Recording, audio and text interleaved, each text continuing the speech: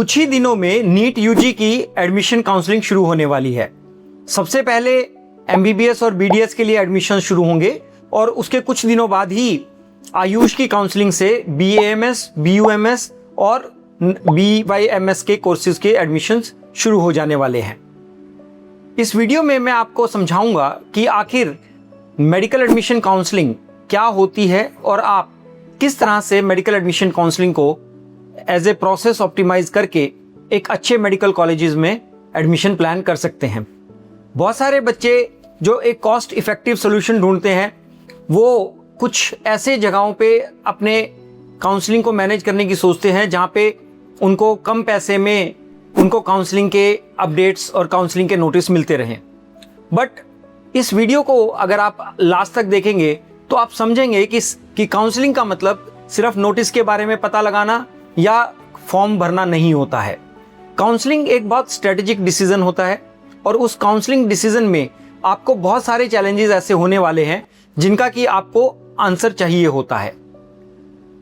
अगर आप NEET navigator के चैनल पे पहली बार आए हैं तो मेरा रिक्वेस्ट है कि प्लीज नीट नेविगेटर के चैनल को सब्सक्राइब कीजिए, क्योंकि नीट नेविगेटर के चैनल पे हम आपको मेडिकल एडमिशन से रिलेटेड सिर्फ ऑथेंटिक और सही जानकारी ही प्रोवाइड करते हैं। Hi, my name is Rakesh and I am the founder of NEET Navigator, MBBS Lighthouse and GMC or Not. NEET Navigator India की पहली ऐसी कंपनी है जो आपको एडवांस डाटा एनालिटिक्स के बेस पे आपके मेडिकल एडमिशंस के लिए बेस्ट गाइडेंस प्रोवाइड करके आपको सबसे अच्छे मेडिकल कॉलेज में एडमिशन के लिए ट्राई करती है। तो इस वीडियो में मैं आपको समझाना चाहता हूं कि आखिर मेडिकल एडमिशन काउंसलिंग क्या होती है, उसके चैलेंजेस क्या होते हैं और कैसे मेडिकल एडमिशन काउंसलिंग को अच्छे से ऑप्टिमाइज करके आप एक अच्छे मेडिकल कॉलेज तक जा सकते हैं। तो सबसे पहले जब हम शुरू करते हैं मेडिकल एडमिशन काउंसलिंग की बात, तो आपको यह समझना जरूरी है कि हमारे देश में 4 तरह के मेडिकल कॉलेजेस हैं। पहला, जिनको हम बोलते हैं सेंट्रल इंस्टीट्यूशंस, जैसे कि एम्स, जिपमर, बीएचयू।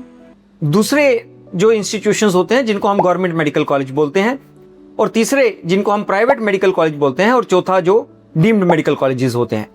प्राइवेट और डीम्ड में आपको बहुत ज़्यादा टेक्निकलिटीज़ में जाए बिना सिर्फ ये बात समझनी है कि प्राइवेट और डीम्ड में जो आपकी कॉस्ट ऑफ एजुकेशन है वो आप खुद स्पॉन्सर करते हैं, उसमें गवर्नमेंट कोई सब्सिडाइज नहीं करती, इसलिए आपकी फीस वहाँ पे ज़्यादा होने वाली है। तो जब हम मेडिकल एडमिशन काउंसलिंग की बात करते हैं तो इन चारों ही कॉलेजेस में जो भी एडमिशन होगा वो सिर्फ एक ऑनलाइन काउंसलिंग प्रोसेस से ही होने वाला है। हमारे देश में 2 अलग अलग तरीके की काउंसलिंग्स होने वाली है। एक जिसको हम बोलते हैं सेंट्रल काउंसलिंग या ऑल इंडिया काउंसलिंग भी बोलते हैं, या उसका नाम एमसीसी काउंसलिंग भी होता है, क्योंकि एमसीसी इज द अथॉरिटी जो उस काउंसलिंग को कंडक्ट करती है।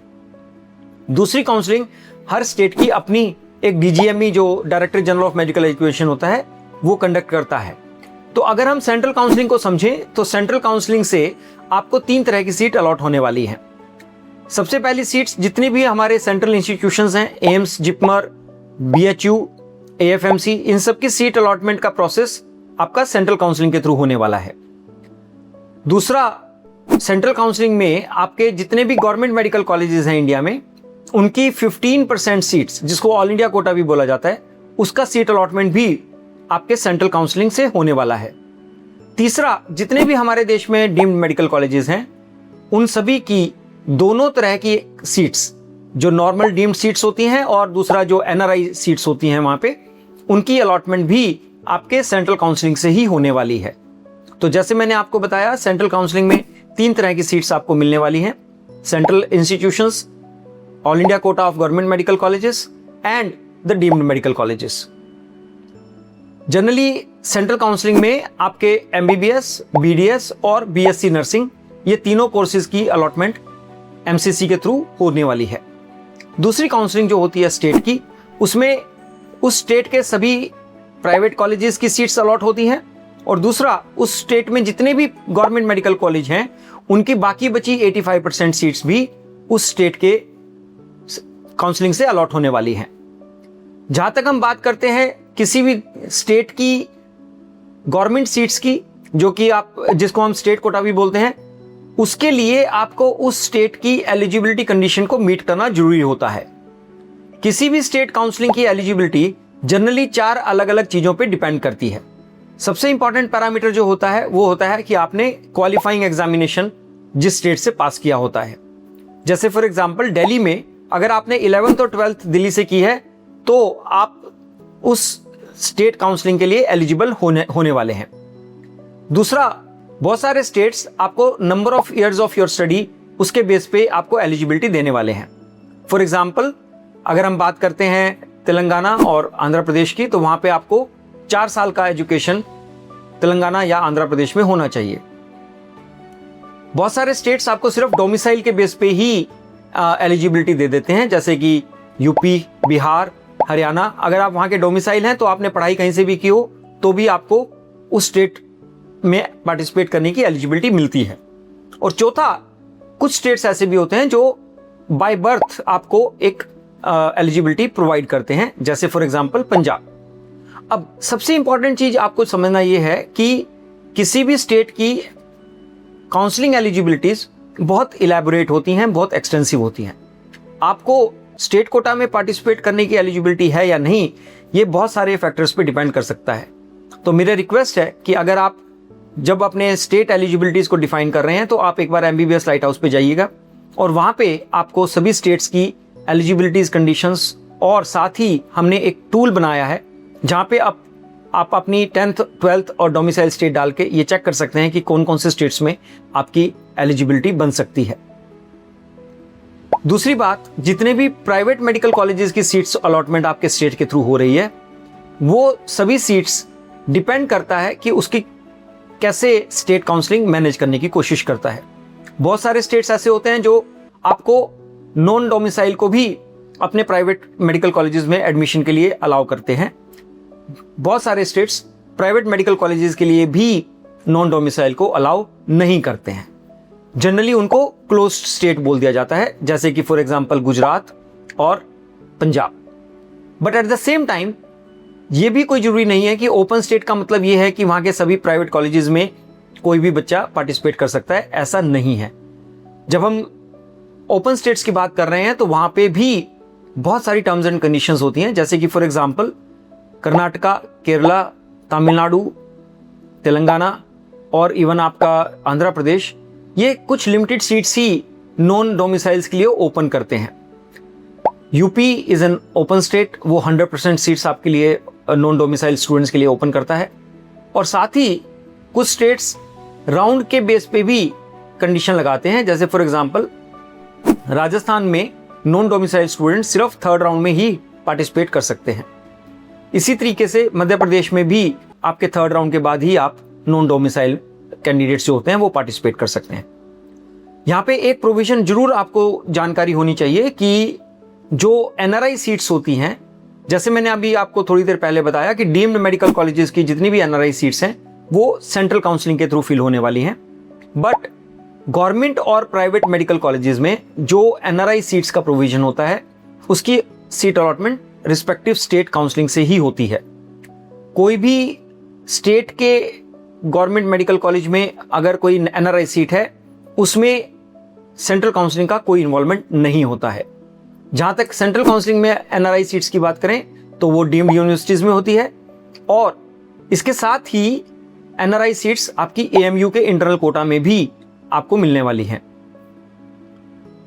नेक्स्ट चीज जो आपको समझना जरूरी है कि दोनों ही काउंसलिंग्स में आप पार्टिसिपेट अगर करना चाहते हैं तो आपको 2 तरीके की फीस वहां पे पे करनी पड़ेगी।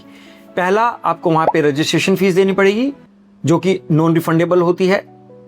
अगर हम सेंट्रल काउंसलिंग की बात करें तो वो 1000 से लेके 5000 के बीच में होती है। और जब हम स्टेट्स की बात करते हैं तो वहां पे अलग अलग स्टेट्स की अलग अलग फीस स्ट्रक्चर्स होती हैं और रजिस्ट्रेशन फीस जनरली 1000 से लेके 11000 के बीच तक रहती हैं। जहां पे हम सिक्योरिटीज की बात करते हैं, गवर्नमेंट के लिए जनरली सिक्योरिटीज 10,000 होती हैं, बट यूपी में गवर्नमेंट के लिए भी आपको 30,000 रुपए की सिक्योरिटी देना जरूरी रहता है। प्राइवेट में जनरली जो सिक्योरिटी आपकी जाती है वो 2 लाख रुपए की जाती है। कुछ स्टेट्स में 1 लाख रुपए भी आपकी सिक्योरिटी ली जाती है। तो ये सब चीजें आपको इसलिए जानना जरूरी है क्योंकि जब आप कोई भी काउंसलिंग में पार्टिसिपेट कर रहे हैं तो जो भी ये रजिस्ट्रेशन पेमेंट्स होनी है और जो सिक्योरिटी की पेमेंट्स होनी है ये आपके सिर्फ ऑनलाइन इंस्ट्रूमेंट से ही हो सकती हैं। आप UPI से भी कर सकते हैं, आप किसी कार्ड से भी कर सकते हैं और आप अपने नेट बैंकिंग से भी कर सकते हैं। बट मेरा 2 सुझाव जरूर रहेगा। सबसे पहली बात कि जो भी ये पेमेंट्स हैं ये प्लीज़ आप सिर्फ अपने अकाउंट से कीजिएगा। ये अपने अकाउंट से इसलिए करना जरूरी है क्योंकि जो आपकी सिक्योरिटीज़ हैं अगर वो उनमें कोई डिफ़ॉल्ट नहीं होता है तो वो सारी सिक्योरिटी अमाउंट आपको उसी अकाउंट में वापस मिलने वाली है जिससे अकाउंट में आपने पेमेंट की थी। अगर आप किसी थर्ड पर्सन से अपना फॉर्म फिल करवा रहे हैं तो प्लीज़ रेस्ट एश्योर्ड कि आप अपनी पेमेंट जो है वो आप अपने कार्ड या अपने UPI से करें ताकि जो रिफंड आए तो वो सीधा आपके बैंक अकाउंट में ही आए। दूसरी बात एक और समझना है कि जितनी भी काउंसलिंग फीस है ये आपको एक बार देनी होती है, हर राउंड की या अलग अलग कॉलेज की अलग अलग ऐसा नहीं होता है। काउंसलिंग की एक फीस होती है और उस फीस की वैलिडिटी तब तक रहती है जब तक कि या तो आपकी काउंसलिंग खत्म ना हो जाए या आपने उस काउंसलिंग का कोई रूल डिफॉल्ट ना किया हो, क्योंकि अगर रूल डिफॉल्ट होगा तो आपकी सिक्योरिटी फॉरफिट हो जाएगी और आपका कैंडिडेचर कैंसिल हो जाएगा। उसके बाद डिपेंड करेगा कि आप उस काउंसलिंग के क्या प्रोविजंस हैं कि आप दोबारा से रजिस्ट्रेशन और सिक्योरिटी देके वहाँ पे पार्टिसिपेट कर भी सकते हैं या नहीं कर सकते। MCC के बारे में एक चीज़ और जरूर समझिए, जो सेंट्रल काउंसलिंग है उसके बारे में एक बात जरूर समझिएगा कि MCC में अगर आप शुरू में मान लीजिए 10,000 रुपये की सिक्योरिटी और 1,000 रुपये का रजिस्ट्रेशन अमाउंट देके अपना फॉर्म फिल करते हैं तो उसमें आप डीम्ड कॉलेजेस में पार्टिसिपेट करने के लिए एलिजिबल नहीं होते हैं। तो अगर आपने शुरू में किसी भी तरीके से ये सोच के कि मुझे सिर्फ गवर्नमेंट कॉलेज मिल जाएगा, तो अगर आपने 11,000 रुपये का रजिस्ट्रेशन किया है तो उसको आप बाद में अपने रजिस्ट्रेशन को रीसेट करके 2,05,000 रुपये की पेमेंट करके डीम्ड के लिए भी एलिजिबल हो सकते हैं। यहाँ पे एक बात जानना और जरूरी है कि अगर आप डीम्ड के लिए पेमेंट कर रहे हैं तो ऑटोमेटिकली आप ऑल इंडिया कोटा के लिए भी एलिजिबल होते हैं। आपको सीट मिले या ना मिले ये एक बहुत अलग पर्सपेक्टिव है, वो आपके रैंक पे और आपकी कैटेगरी पे डिपेंड करने वाला है। बट पॉइंट ये है कि अगर आपने डीम्ड के लिए फीस पे किया है तो you will also see all the colleges which are in the government medical colleges as well. Next जो आपको एक बात समझना है कि बहुत सारे स्टेट्स को फॉर्म फिल करने से आपको कोई बहुत ज़्यादा अलॉटमेंट में बेनिफिट नहीं मिलने वाला है। इनफैक्ट जो मेरा एक्सपीरियंस है, अगर आप बहुत सारे फॉर्म्स भरेंगे तो वो कहीं ना कहीं आपका फाइनेंशियल लॉस और अपॉर्चुनिटी लॉस हो सकता है। ये मैं कैसे कह रहा हूँ ये मैं आपको समझाता हूँ। जब आप मोर देन 1 काउंसलिंग में पार्टिसिपेट करते हैं तो आपको नंबर 1 सभी काउंसलिंग्स में उसकी सिक्योरिटी फीस और उसकी रजिस्ट्रेशन फीस पे करनी पड़ती है। दूसरी बात यह है कि राउंड 1 में अगर आपको मोर देन 1 काउंसलिंग से अलॉटमेंट होती है तो आपके लिए बहुत ईजी है कि आप वहां से फ्री एग्जिट लेके बिना किसी पेनल्टी के राउंड 2 में पार्टिसिपेट कर सकते हैं। बट राउंड 2 में अगर आपको मोर देन 1 काउंसलिंग में सीट अलॉटमेंट हो जाती है तो आपकी सिक्योरिटी फॉरफिट हो जाएगी। ये इसलिए फॉरफिट हो जाएगी क्योंकि आप 2 में से एक ही सीट ज्वाइन कर पाएंगे। फॉर एग्जाम्पल मान लीजिए आपने कर्नाटका भी भरा है, MCC भी भरा है, UP भी भरा है और मान लीजिए मैं कहता हूं कि आपने कोई एक और स्टेट भी भरा हुआ है। अगर मान लीजिए राउंड 1 में आपको चारों काउंसलिंग्स में सीट अलॉटमेंट आती है और आप डिसाइड करते हैं कि मुझे चारों काउंसलिंग से ही कोई भी सीट नहीं लेनी है तो एब्सोल्युटली नो रिस्क, आप बड़ा आराम से वहां से फ्री एग्जिट कर सकते हैं। बट राउंड 2 में अगर मान लीजिए 4 में से 2 सीट्स अलॉट आपको होती हैं तो नेचुरल बात है कि आप उसमें से सिर्फ एक जगह ही ज्वाइन कर सकते हैं और जिस जगह से आपने ज्वाइन नहीं किया वहां की सिक्योरिटी आपकी फॉरफिट हो जाने वाली है। तो इस बात का ध्यान रखिए कि सिर्फ बहुत ज़्यादा फॉर्म भरना आपके काउंसलिंग को ज़्यादा ऑप्टिमाइज नहीं करता है। नेक्स्ट एक बात और जानना आपको ज़रूरी है कि जो भी काउंसलिंग्स होंगी उसमें आपको 4 अलग अलग स्टेप्स होने वाले हैं। सबसे पहले आपको रजिस्ट्रेशन करना है, फिर वहाँ पे कुछ पेमेंट्स जो मैंने बताया आपको वो करनी होंगी। तीसरे स्टेप में आपको उस काउंसलिंग में जो कॉलेजेस पार्टिसिपेट कर रहे हैं उनको एक फोर्स रैंकिंग देनी पड़ेगी। फोर्स रैंकिंग का मतलब ये है कि वहाँ पे आपको अगर मान लीजिए 10 कॉलेज दिखाई दे रहे हैं तो नेसेसरली आपको 10 कॉलेजेस को 1 से लेके 10 के बीच में ऑर्डर करके देना पड़ेगा। ये कोई जरूरी नहीं है कि आप 10 के 10 कॉलेजेस को 1 से 10 में ऑर्डर करें। आप चाहें तो एक कॉलेज को भी वहाँ पे चॉइस फिल कर सकते हैं और आप चाहें तो 1 से 10 के बीच में जितना भी काउंट आप चाहते हैं, जिन जिन कॉलेजेस को आप चॉइस फिल करना चाहते हैं उनको करके छोड़ सकते हैं। किसी भी काउंसलिंग के राउंड में पार्टिसिपेशन आपका तभी माना जाएगा जब आपने कम से कम एक कॉलेज को चॉइस फिल जरूर किया हो। अगर आपने एक भी चॉइस फिल नहीं किया है तो आप उस राउंड के लिए पार्टिसिपेशन में एलिजिबल नहीं माने जाते हैं। कुछ स्टेट्स में आपको कॉलेज चॉइस फिलिंग के बाद चॉइस लॉकिंग करना भी जरूरी माना जाता है, जैसे कि यूपी। अगर आपने चॉइस फिल करने के बाद चॉइसेस लॉक नहीं की हैं तो आपकी चॉइसेस कंसीडर नहीं की जाती और वो राउंड आपके लिए नल एंड वॉइड हो जाता है। यहाँ पे एक बात मैं जरूर बताना चाहूँगा, सेंट्रल काउंसलिंग में चॉइस फिलिंग और चॉइस लॉकिंग दोनों का प्रोविजन होता है, बट सेंट्रल काउंसलिंग में जो चॉइस लॉकिंग होती है वो ऑटोमेटिक होती है। कहने का मतलब क्या है कि अगर आपने चॉइस फिल की है और आप जब लास्ट डेट और लास्ट टाइम तक जब तक की चॉइस फिलिंग ओपन है, अगर आप उसमें चेंज नहीं भी करते हैं तो आपका वो चॉइसेस जो आपने भरा था वो ऑटोमेटिकली लॉक मान दिया जाता है और आपका पार्टिसिपेशन उसमें वैलिड मान लिया जाता है। तो किसी भी तरीके से अगर आपकी कोई चॉइस फिलिंग आपने की है एमसीसी में और अगर आपने उसको लॉक नहीं किया है तो नथिंग टू वरी। ये मैंने बात इसलिए भी कही क्योंकि जितनी भी काउंसलिंग्स हैं उन सब की जो वेबसाइट्स हैं वो नई डेवलप होती हैं। मेरा एक सुझाव है कि कोई भी काउंसलिंग जब आपको पार्टिसिपेट करना हो तो प्लीज़ थोड़ा सा वेट करने के बाद रजिस्ट्रेशन प्रोसेस को शुरू कीजिए, क्योंकि वेबसाइट्स ऑप्टिमाइज नहीं होती हैं और कहीं ना कहीं आप उससे ज़्यादा फ्रस्ट्रेशन में और ज़्यादा परेशानी में आ सकते हैं। इसके अलावा जो आपको काउंसलिंग में जब हम पार्टिसिपेट करने की बात करते हैं तो 4 राउंड्स के बारे में आप सुनेंगे। पहला राउंड, दूसरा राउंड, तीसरा राउंड और स्टे राउंड। मॉपअप राउंड नाम की कोई चीज़ अब नहीं बची है। मॉपअप राउंड एक बहुत पुरानी टर्मिनोलॉजी है। वो तब कही जाती थी जब second round all India quota खत्म होने के बाद जो सीट्स ज्वाइन नहीं होती थी वो सीट्स वापस उस स्टेट के कॉलेज में स्टेट कोटा में दे दी जाती थी, उनको मॉपअप राउंड बोला जाता था। पर अब कोई भी सेंट्रल काउंसलिंग की सीट वापस से स्टेट में फ्लो नहीं करती है, तो इसलिए अब कोई भी आपका मॉपअप राउंड नाम की कोई चीज नहीं बची है। हाँ, कुछ स्टेट्स में मॉपअप राउंड इस तरह से बोला जाता है कि थर्ड राउंड में वो किसी भी जो स्पेशल कोटाज की सीट्स होती हैं उनको वो अलाउ नहीं करते हैं, तो इसलिए वो सीट्स को वो थर्ड राउंड में जनरल सीट्स में कन्वर्ट कर देते हैं। यहाँ पे जनरल सीट्स का कहने का मतलब मेरा ये नहीं है कि वो जनरल कैटेगरी के लिए, मेरा मतलब ये है कि वो नॉन कोटा सीट्स जो कि रिस्पेक्टिव कैटेगरीज में से हॉरिजॉन्टल रिजर्वेशन से आई हैं वहां पे उसमें उनको मर्ज कर दिया जाता है। एक और चीज आपको समझना है जरूरी है कि आप 3 राउंड तक ही अपग्रेड कर सकते हैं। अगर आपको राउंड 1 में सीट अलॉटमेंट मिली है तो आप राउंड 2 और राउंड 3 तक अपग्रेड कर सकते हैं। अगर आपने राउंड 2 में सीट को ज्वाइन किया है तो सिर्फ आप राउंड 3 तक ही अपग्रेड कर सकते हैं।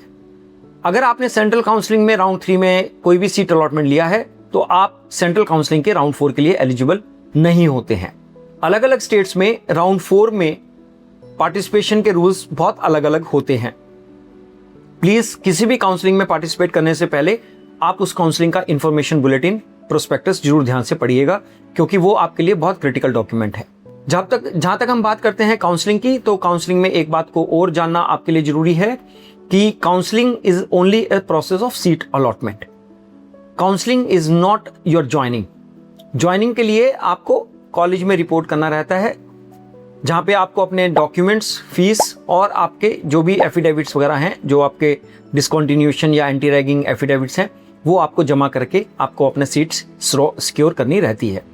तो इस प्रोसेस को समझ के मुझे लगता है कि अब आप अपनी मेडिकल एडमिशन काउंसलिंग को एक ज़्यादा नज़दीक से, ज़्यादा अच्छे से समझ पाएंगे।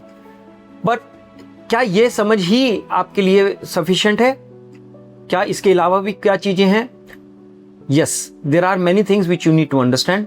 और ये चीज़ें जो आपके काउंसलिंग को ऑप्टिमाइज करने में हेल्प करने वाली हैं, उसके लिए आप हमारे नेक्स्ट वीडियो को वेट कीजिए।